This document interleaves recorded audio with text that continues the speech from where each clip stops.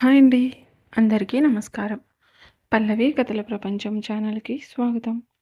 ఈరోజు స్టోరీ 'ముడిపడిన బంధం' ఎపిసోడ్ 91. ఈ స్టోరీ గనుక మీకు నచ్చినట్లయితే ప్లీజ్ లైక్ చేయండి, షేర్ చేయండి, తప్పకుండా సబ్స్క్రైబ్ చేసుకోండి. మీ విలువైన అభిప్రాయాలను కామెంట్ రూపంలో తెలియచేయండి. ఎవరైనా మన ఛానల్‌ని ఫస్ట్ టైం చూస్తుంటే గనుక ప్లీజ్ అండి దయచేసి సబ్స్క్రైబ్ చేసుకొని చూడండి. ఇక ఆలస్యం చేయకుండా స్టోరీలోనికి వెళ్ళిపోదాం. గీత తన ప్లేట్లో ఉన్న ఫుడ్ కలిపి ఒక ముద్దగా తీసుకొని నోట్లో పెట్టుకునే సమయానికి విరాట్ కొంచెం గట్టిగా, బామ్మగారు, ఈరోజు నైట్ 9 తర్వాత మంచి టైం ఉంటే చూసి చెప్తారా అని అడుగుతాడు. ఆ మాట విన్న గీతకి ముద్ద గొంతుకు అడ్డం పడి గట్టిగా దగ్గుతూ ఉంటుంది. మధు పైకి లేచి గీత తల మీద తడుతూ ఎదురుగా ఉన్న వాటర్ గ్లాస్ తీసుకొని గీతకి వాటర్ తాగిపిస్తూ ఉంటుంది. బాగా దగ్గు రావడం వల్ల గీత కళ్ళ వెంట వాటర్ కూడా వస్తుంది. గీత కోపంగా విరాట్ వైపు చూస్తూ ఉండేసరికి, బామ్మగారు, ఇప్పుడు మంచి టైం ఎందుకు విరాట్ బాబు అని అడుగుతారు. విరాట్ గీత వైపు చూసేసరికి గీత చెప్పొద్దు అని తలని అడ్డంగా ఊపుతూ ఉంటుంది. విరాట్ చిన్నగా నవ్వుకొని, ఏమీ లేదు బామ్మగారు, ఒక ముఖ్యమైన పనిని ఈ రోజు నుండి మొదలు పెట్టాలి అనుకుంటున్నాను. ఆ పని ఎలాంటి ఆటంకాలు లేకుండా మంచిగా పూర్తవ్వాలని మిమ్మల్ని మంచి టైం అడుగుతున్నాను అని తన నవ్వుని ఆపుకుంటూ అంటాడు. గీత గట్టిగా కళ్ళు మూసుకొని తన చేతుల్ని నలుపుకుంటూ ఉంటుంది. ఈ శాడిస్ట్ గాడు నన్ను చంపేదాకా నిద్రపోయేటట్లేడు. నైట్ సంగతి పక్కన పెడితే ఈలోపు టెన్షన్తోనే పోయేలాగా ఉన్నాను అని అనుకుంటూ ఉంటుంది. రాజేశ్వరి దేవి గారు పక్కనే ఉన్న క్యాలెండర్ తీసుకొని కొంచెం సేపు చూసి, ఈరోజు చాలా బాగుంది విరాట్ బాబు. మీరు మొదలు పెట్టాలనుకుంటున్న ఆ పనేంటో నాకు తెలియదు కానీ ఈరోజు ఏ పని మొదలుపెట్టినా ఎలాంటి ఆటంకాలు లేకుండా దిగ్విజయంగా జరుగుతుంది. ఈరోజు రాత్రి 8:30 తర్వాత చాలా బాగుంది. మీరు చేయాలి అనుకుంటున్న ఆ పనిని ఆ టైంలో మొదలుపెట్టండి అని అంటారు. గీత చేతితో తన తలను బాదుకుంటూ, అయ్యో అమ్మమ్మ, ఈ హిట్లర్ దేని గురించి అడుగుతున్నాడో తెలియక నువ్వేమో ముహూర్తం చూసి మరీ చెప్తున్నావు. ఇప్పుడు నేనేం చేయాలి అని అనుకుంటూ విరాట్ వైపు కోపంగా చూస్తుంది. విరాట్ తన కళ్ళెగరేసి తన చేతికి ఉన్న వాచ్ వైపు చూపిస్తూ, రెడీగా ఉండు అని లిప్ మూమెంట్ చేసి చెప్తాడు. గీత పక్కనే ఉన్న ఫోర్క్ తీసుకొని విరాట్ వైపు చూపిస్తూ, చంపేస్తాను అని కోపంగా లిప్ మూమెంట్ చేస్తుంది. అర్జున్ అయోమయంగా చూస్తూ విరాట్ పక్కకు జరిగి, అరే బావా, ఈరోజు నీకు ఎలాంటి మీటింగ్స్ కూడా లేవు కదా, మరి ఇంపార్టెంట్ మీటింగ్ ఎక్కడి నుంచి వచ్చింది, పైగా దానికోసం మంచి ముహూర్తం కూడా చూస్తున్నావు, ఏదైనా పెద్ద కంపెనీ నుండి డీల్ వచ్చిందా అని మెల్లగా అడుగుతాడు. విరాట్ అర్జున్ వైపు చూసి, ఈ మీటింగ్ గురించి నీకు తెలియదులే అర్జున్, నువ్వు వదిలే, నేను హ్యాండిల్ చేస్తా అని గీత వైపు చూస్తూ అంటాడు. గీత అక్కడ కూర్చొని ఫుడ్ తినలేక చిరాకుగా పైకి లేచి, నాకు ఆకలిగా లేదు, చాలా చిరాకుగా ఉంది, నేను కొంచెం సేపు రెస్ట్ తీసుకుంటాను అని చెప్పి అక్కడ నుండి తన రూమ్కి వెళ్తుంది. రాజేశ్వరి దేవి గారు ఎంత చెప్పినా గీత వినకుండా వెళ్ళిపోవడంతో విరాట్, మీరేం కంగారు పడకండి బామ్మగారు, భోజనం ఒక ప్లేట్లో పెట్టి ఇవ్వండి, నేను తీసుకువెళ్తాను అని అనేసరికి రంగి భోజనాన్ని ఒక ప్లేట్లో పెట్టి విరాట్కి ఇస్తుంది. విరాట్ ఆ ప్లేట్ తీసుకొని రూమ్లోనికి వెళ్ళేసరికి గీత కోపంగా విరాట్ని ఎలా ఆపాలా అని ఆలోచిస్తూ అటు ఇటు తిరుగుతూ ఉంటుంది. విరాట్ లోపలికి వచ్చి ఆ ప్లేట్ని టేబుల్ మీద పెట్టి గీత వైపు చూస్తూ, నేనంటే ఎంత ఇష్టం ఉంటే మాత్రం నైట్ వరకు కూడా వెయిట్ చేయకుండా ఇప్పుడే రూమ్లోనికి రావడం ఏంటి అని అడిగేసరికి గీతకి ఎలా రియాక్ట్ అవ్వాలో అర్థం కాక ఆ అని గట్టిగా అరుస్తుంది. విరాట్ ముందుకు వెళ్ళి నుంచొని కోపంగా చూస్తూ, నేను చెప్పాను మీకు మీకు దూరంగా ఉండలేకపోతున్నాను అని అని గట్టిగా అడుగుతుంది. విరాట్ చిన్నగా నవ్వుతూ, నువ్వు చెప్పక్కర్లేదు, నువ్వు చేసే పనులు చూస్తేనే నాకు అర్థమైపోతుంది అని టీజింగ్గా అంటాడు. గీత తన తలని బాదుకుంటూ విరాట్ని బెడ్ మీద కూర్చోపెట్టి అతనికి ఎదురుగా కూర్చొని విరాట్ కళ్ళల్లోకి చూస్తూ, చూడండి సార్, మత్తులో ఉండి నేనేం మాట్లాడానో నాకు తెలియదు, కానీ ఇప్పుడు పూర్తి స్పృహలో ఉండి చెప్తున్నాను వినండి. ఇప్పుడు మనిద్దరం మన మ్యారీడ్ లైఫ్ని స్టార్ట్ చేయడం నాకు ఇష్టం లేదు. నాకు కొంచెం టైం కావాలి. నేను మిమ్మల్ని ప్రేమించి పెళ్లి చేసుకున్నాను అని చెప్పింది నిజం. ప్రేమించినంత మాత్రాన ఉన్నపళంగా మీకు దగ్గరగా ఉండాలంటే కష్టం. నేను కొంచెం ప్రిపేర్ అవ్వాలి. మీరు సడన్‌గా వచ్చి ఫస్ట్ నైట్ అంటే నా వల్ల కాదు. ప్లీజ్ నా పరిస్థితి అర్థం చేసుకొని కొంచెం టైం ఇవ్వండి అని తన చేతులు జోడించి అడుగుతుంది. విరాట్ తన చేతులను పట్టుకొని కిందకి దింపి గీత వైపు చూస్తూ, అయ్యో అంజలి! ఇప్పుడు నువ్వున్న కండిషన్ నాకు అర్థమవుతుంది. ఫస్ట్ నైట్ అనగానే ఏ ఆడపిల్లకైనా కొంచెం భయం ఉండడం సహజం. అలా అని అక్కడే ఆగిపోతే మన లైఫ్‌లో ముందుకు వెళ్ళలేము. నువ్వు కొంచెం మొహమాట పడుతున్నట్టు ఉన్నావు. నా దగ్గర నీకు మొహమాటం ఎందుకు? నా మాట విను. ఏం కాదు. అంతా నేను చూసుకుంటాను అని నవ్వుతూ అంటాడు. గీత చిరాకుగా అక్కడ నుండి పైకి లేచి వెళ్ళబోతుంటే విరాట్ గీత చెయ్యి పట్టుకొని ఆపి భోజనం ప్లేట్ చూపిస్తూ ముందు భోజనం చెయ్యి. ఏమైనా ఉంటే తర్వాత మాట్లాడుకుందాం అని కొంచెం గంభీరంగా అంటాడు. గీత కోపంగా చూస్తూ నాకు ఆకలిగా లేదు. నన్ను వదలండి. నేను బయటకు వెళ్తాను అని అంటుంది. విరాట్ గీతను లాగి బెడ్ మీద కూర్చోబెట్టి చూడు, ఇప్పటికే చాలా లేట్ అయింది. నోరు మూసుకొని తిను. లేదంటే నా స్టైల్‌లో తినిపించాల్సి ఉంటుంది అని అంటాడు. గీత అలానే విరాట్ వైపు కోపంగా చూస్తూ ఉండడంతో విరాట్ ఆ ప్లేట్ తీసుకొని భోజనాన్ని కలిపి చిన్న ముద్దలుగా చేసి గీత నోటి దగ్గర పెడతాడు. గీత అలానే విరాట్ వైపు చూస్తూ ఉండడంతో చూడు, నాకు బ్రతిమలాడడం సరిగ్గా రాదు. ఇప్పటివరకు ఎవరిని బ్రతిమలాడలేదు కూడా. ఫస్ట్ టైం నిన్ను రిక్వెస్ట్ చేస్తున్నాను. ప్లీజ్ భోజనం చెయ్యి అని మెల్లగా అంటాడు. విరాట్ అలా తగ్గి మాట్లాడడం గీతకి ఏమాత్రం నచ్చకపోవడంతో ఏమీ మాట్లాడకుండా కామ్గా నోరు తెరిచి విరాట్ పెడుతుంది, తింటూ ఉంటుంది. భోజనం అంతా కంప్లీట్ అవ్వడంతో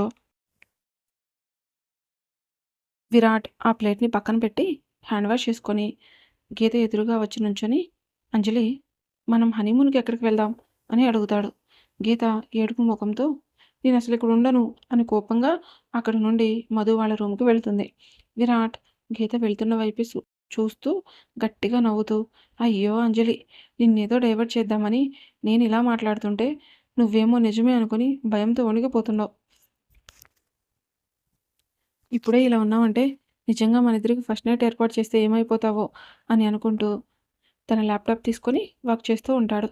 గీత కోపంగా మధు వాళ్ళ రూమ్కి వెళ్ళి బెడ్ మీద కూర్చొని శాడిస్ట్ ఎదవ హిట్లర్ గాడు, నాకు ఒక్క ఛాన్స్ వచ్చిందంటే ఊరంతా ఉరికించి ఉరికించి కొడతాను అని అనుకుంటూ ఉంటుంది.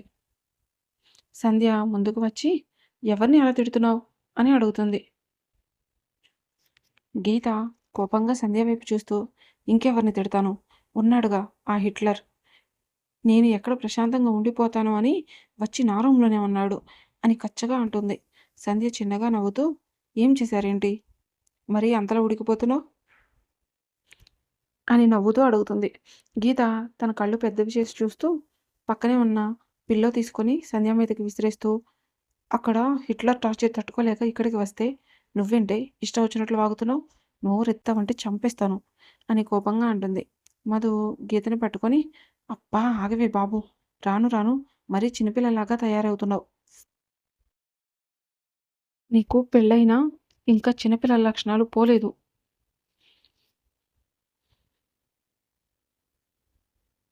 మొగుడు అని కూడా లేకుండా మా అన్నయ్యని ఇష్టం వచ్చినట్టు తిడుతున్నావు. ఆ రూమ్‌లో మా అన్నయ్య ఒక్కడినే వదిలేసి నువ్వు ఇక్కడికి ఎందుకు వచ్చావు అని అడుగుతుంది. గీత ఎటకారంగా మీ అన్నయ్య చిన్నపిల్లాడు మరి వదిలేసి వస్తే ఎక్కడైనా తప్పిపోతాడు. నీకంత భయంగా ఉంటే నువ్వు వెళ్ళి మీ అన్నయ్యకి కాపలా కాసుకో. నన్నంటే అసలు ఊరుకోను అని గట్టిగా అంటుంది. మధు గీత వైపు చూస్తూ ఉండు. అతి త్వరలో నా మొగుడు అంటూ నువ్వు మా అన్నయ్య చుట్టూ తిరిగే రోజు వస్తుంది. అప్పుడుంటుంది నీకు నా చేతుల్లో, మామూలుగా ఉండదు అని వెళ్ళి గీత పక్కన కూర్చుంటుంది. గీత కేర్‌లెస్‌గా నేనిక్కడ ఉంటేనే కదా మీ అన్నయ్య చుట్టూ తిరగడానికి. ఆ ఇంజినీరింగ్ పూర్తయిన తర్వాత మీ ఎవ్వరికీ కనిపించకుండా దూరంగా వెళ్ళిపోతాను అని అంటుంది. సంధ్య కొంచెం గట్టిగా గీత అని పిలిచేసరికి గీత ఏం మాట్లాడిందో గుర్తుకు వచ్చి సారీ ఏదో ఫ్లోలో వాగేశాను అని మధు వైపు చూస్తూ ఆ రూమ్‌లో మీ అన్నయ్య వర్క్ చేసుకుంటున్నారు. నాకు బోర్ కొట్టి ఇక్కడికి వచ్చాను. దానికి మీరింత సీన్ చేయాల్సిన అవసరం లేదు. కొంచెం సేపుండి నేను నా రూమ్‌కి వెళ్ళిపోతాను అని మెల్లగా అంటుంది. లావణ్య వాళ్ళ ఎదురుగా నుంచొని అక్క, ఇప్పుడు మనం గొడవ పడటం వల్ల ఏం ఉపయోగం? మళ్ళీ మనకి ఇలాంటి టైం రమ్మన్నా రాదు. ఇప్పుడు ఉన్న ఈ టైంని చక్కగా ఎంజాయ్ చేద్దాం. మనందరం కలిసి ఒక మంచి గేమ్ ఆడదాం. చాలా సరదాగా ఉంటుంది అని అంటుంది. మధుకి కూడా అదే కరెక్ట్ అనిపించడంతో వాళ్ళ ముగ్గురు ఆ దొరికిన కొంచెం టైంని చక్కగా ఎంజాయ్ చేస్తూ టైమ్ పాస్ చేస్తారు.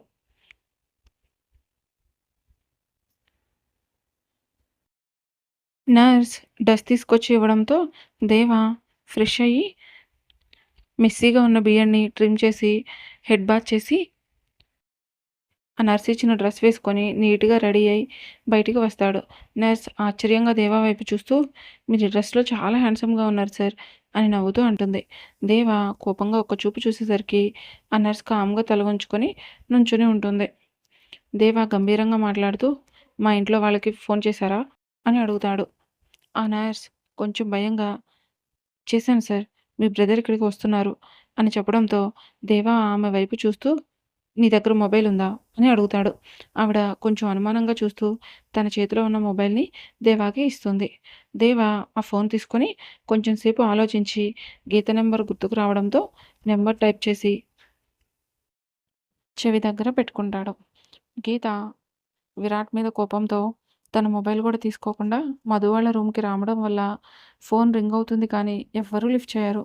దేవ అసహనంగా చూస్తూ "గీత, ఫోన్ లిఫ్ట్ చెయ్" అని అనుకుంటూ ఆ నంబర్‌కి మళ్ళీ కాల్ చేస్తాడు.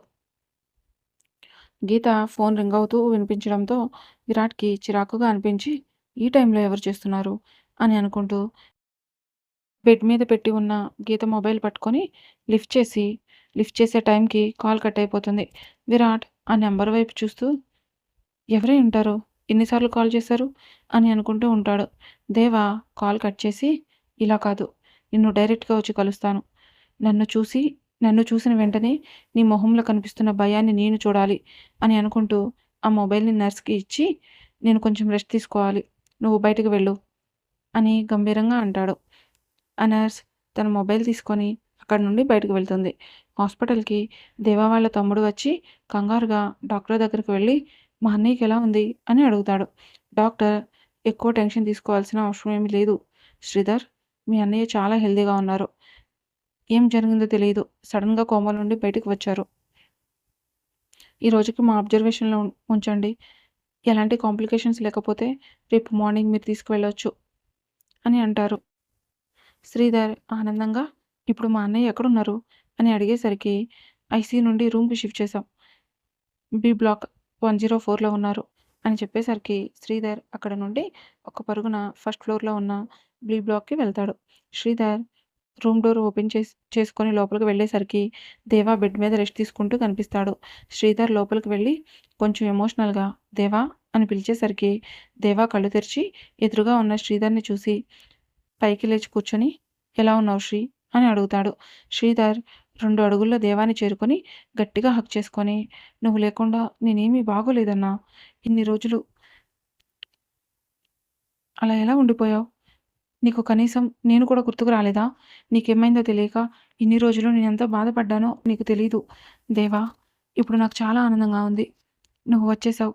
నువ్వు నా పక్కన ఉన్నంత వరకు నాకెలాంటి భయం ఉండదు" అని ఎమోషనల్‌గా అంటాడు. దేవ కొంచెం గంభీరంగా, "డాడ్ రాలేదా?" అని అడిగేసరికి శ్రీధర్ దేవాకి కొంచెం దూరం జరిగి, "నువ్వు లేని ఈ 3 ఇయర్స్‌లో చాలా జరిగాయి దేవా. అవన్నీ తర్వాత మాట్లాడుకుందాం. ఇప్పుడు నీ హెల్త్ ఎలా ఉంది?" అని ఆ టాపిక్‌ని డైవర్ట్ చేయడానికి చూస్తాడు. దేవ గంభీరంగా, "డాడ్ ఎలా ఉన్నారు?" అని అడిగేసరికి శ్రీధర్ ఏం చెప్పాలో అర్థం కాక అలానే చూస్తూ ఉంటాడు. దేవ కొంచెం గట్టిగా, "నిన్నే అడిగేది శ్రీ, డాడ్ ఎలా ఉన్నారు?" అని గంభీరంగా అడుగుతాడు. శ్రీధర్ కొంచెం మెల్లగా మాట్లాడుతూ, "డాడీ ఇప్పుడు జైల్‌లో ఉన్నారు. ఒక చిన్న విషయం మీద డాడీని అరెస్ట్ చేశారు" అని చెప్తాడు. దేవ కోపంగా చూస్తూ, "ఏం జరిగింది? డాడీని అరెస్ట్ చేసే ధైర్యం ఎవరికి ఉంది?" అని గట్టిగా అడిగేసరికి శ్రీధర్ కొంచెం కంగారుగా, "దేవా, నీ హెల్త్ ఇప్పుడు కొంచెం సెట్ అవుతుంది. ఇవన్నీ మనం తర్వాత మాట్లాడుకుందాం. ఇప్పుడు నువ్వు కామ్‌గా రెస్ట్ తీసుకో" అని నచ్చచెప్పడానికి చూస్తాడు. గట్టిగా అరుస్తూ గట్టిగా అరుపులు వినిపించడంతో డాక్టర్ అక్కడికి వచ్చి, "దేవా, కామ్ డౌన్. ఇప్పుడు మీరున్న కండిషన్‌లో ఇలా రియాక్ట్ అవ్వడం మీ హెల్త్‌కి మంచిది కాదు. మీరు ఇలా రియాక్ట్ అయితే మళ్ళీ కోమలోకి వెళ్ళిపోయే ఛాన్సెస్ ఎక్కువగా ఉన్నాయి. మీరు కొంచెం ప్రశాంతంగా ఉండండి అని అంటాడు. దేవ అదేమీ పట్టించుకోకుండా శ్రీధర్ కాలర్ పట్టుకొని ఇదంతా జరగడానికి కారణం ఎవరు అని గట్టిగా అడుగుతాడు. డాక్టర్ దేవాని ఎలా కంట్రోల్ చేయాలో అర్థం కాక దేవాకి స్లోగా ఇంజెక్షన్ చేస్తాడు. ఇంజెక్షన్ పవర్‌కి దేవా వెంటనే స్పృహ తప్పిపోవడంతో శ్రీధర్ దేవాని గట్టిగా పట్టుకొని బెడ్ మీద సరిగ్గా పడుకోబెట్టి థ్యాంక్ యూ డాక్టర్ అని మెల్లగా అంటాడు. డాక్టర్ కొంచెం గట్టిగా అతను ఇలా రియాక్ట్ అవుతుంటే అతని హెల్త్‌కి చాలా ప్రాబ్లమ్ అవుతుంది శ్రీధర్. కొన్ని రోజులైనా సరే అతను కొంచెం ప్రశాంతంగా ఉండాలి. మీరు ఎప్పుడూ అతని పక్కనే ఉండండి. అతన్ని కంట్రోల్ చేస్తూ ఉండండి. ఇప్పుడు నేను చేసిన ఇంజెక్షన్ వల్ల ఒక 3 అవర్స్ మెలకువ రాదు. ఆ తర్వాత అతను అంత కోపంగా రియాక్ట్ అవ్వకుండా చూసుకోండి. వీలైనంత వరకు కొంచెం ఇబ్బందికరమైన విషయాలు అతనితో డిస్కస్ చేయకండి అని చెప్పి అక్కడి నుండి వెళ్ళిపోతారు. ఈ రోజుకి స్టోరీ ఇక్కడితో ముగిసింది. మరలా నెక్స్ట్ ఎపిసోడ్‌తో కలుసుకుందాం. మీకు గనక ఈ స్టోరీ నచ్చినట్లయితే ప్లీజ్ లైక్ చేయండి, షేర్ చేయండి, సబ్స్క్రైబ్ చేసుకోండి. మీ విలువైన అభిప్రాయాలను కామెంట్ రూపంలో తెలియజేయండి. Thank you for watching.